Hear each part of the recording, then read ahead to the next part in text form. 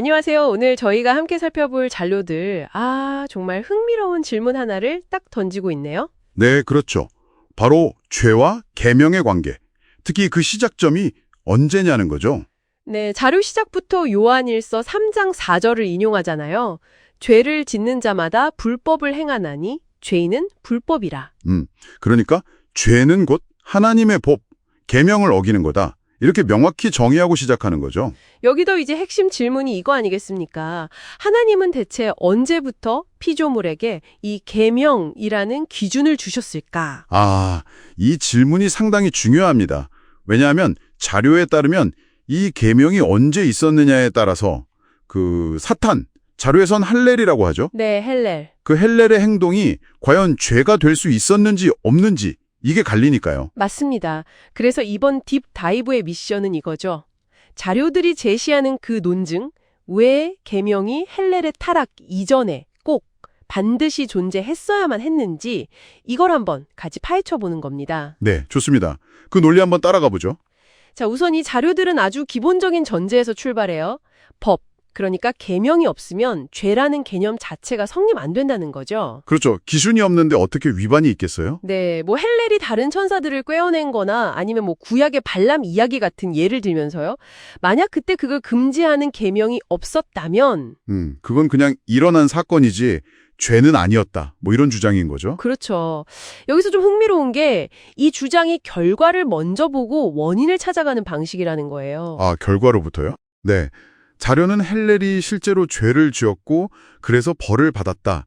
하데스에 갇혔다. 이걸 일단 사실로 받아들이는 거죠. 네네. 그렇다면 논리적으로 그의 행동이 죄가 되려면 그 행동 이전에 이미 죄의 기준, 즉 계명이 있었어야만 한다는 결론에 이르는 겁니다. 아하, 그러니까 벌을 받았다는 결과가 있으니 그 원인이 되는 죄와 죄의 기준, 계명은 그 이전에 반드시 있어야 했다는 거군요. 바로 그거죠. 그냥 나쁜 행동 정도가 아니라 규칙 위반으로서의 죄의 개념이 핵심인 것 같아요. 네, 맞습니다. 바로 그 지점이 또 다음 논점으로 자연스럽게 이어지는데요. 기준선, 그러니까 계명 자체가 없다면 우리가 흔히 말하는 반역이나 타락, 이게 어떻게 가능했을까요? 그렇죠.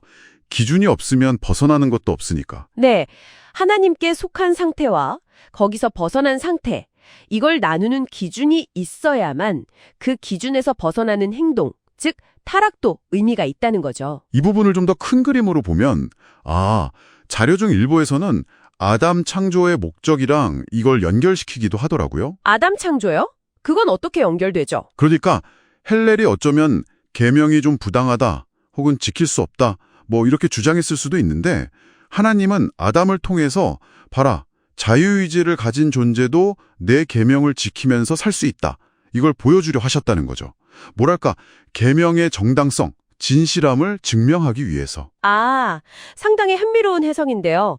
그럼 결국 그 해석도 계명이 아담 창조보다 먼저, 당연히 헬렐의 타락보다 훨씬 이전에 있었다는 주장을 뒷받침하는 셈이네요. 네, 그렇죠. 그런 맥락으로 읽힐 수 있습니다. 자, 그럼 헬렐이 벌을 받아서 하데스에 갇혔다는 그 사건 자체에 좀 더 집중해 보죠.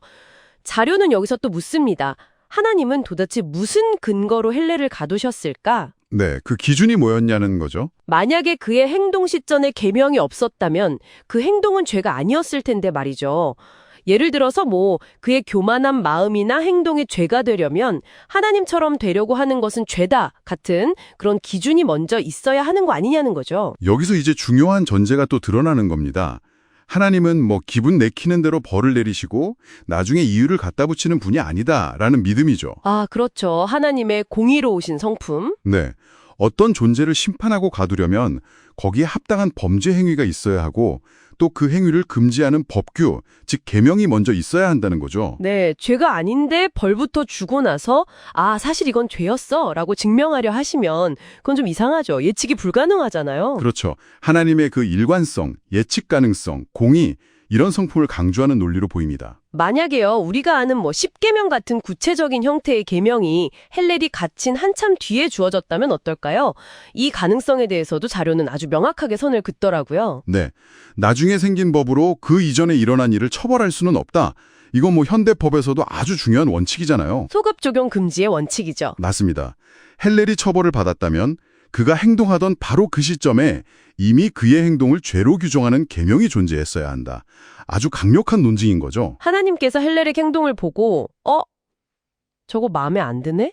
이제부터 저런 건 죄라고 법 만들어야지 하신 게 아니라는 거죠. 그렇죠. 가린 자료는 그렇게 주장합니다. 하나님께서 피조물에게 자유의지를 주시고 사랑으로 다스리기로 하셨다면 그 관계의 기본 규칙인 계명은 창조 초기부터 있었을 거다. 이렇게 결론을 내리는 것 같아요. 자, 그럼 정리를 한번 해볼까요? 오늘 저희가 이 자료들을 통해 쭉 살펴본 내용은 죄의 정의는 계명 위반이다. 여기서 시작해서 네.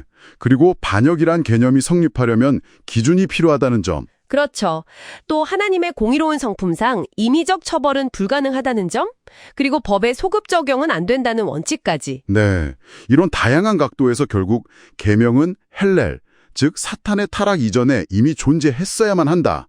이렇게 강력하게 주장하고 있는 거죠. 네, 자유의지를 가진 피조물이 있다면 그 선택의 기준이 되는 법은 필연적으로 먼저 있어야 한다. 뭐 이런 논리적 귀결인 것 같습니다. 이 전체 논의가 우리에게 마지막으로 이런 질문을 던져주는 것 같아요.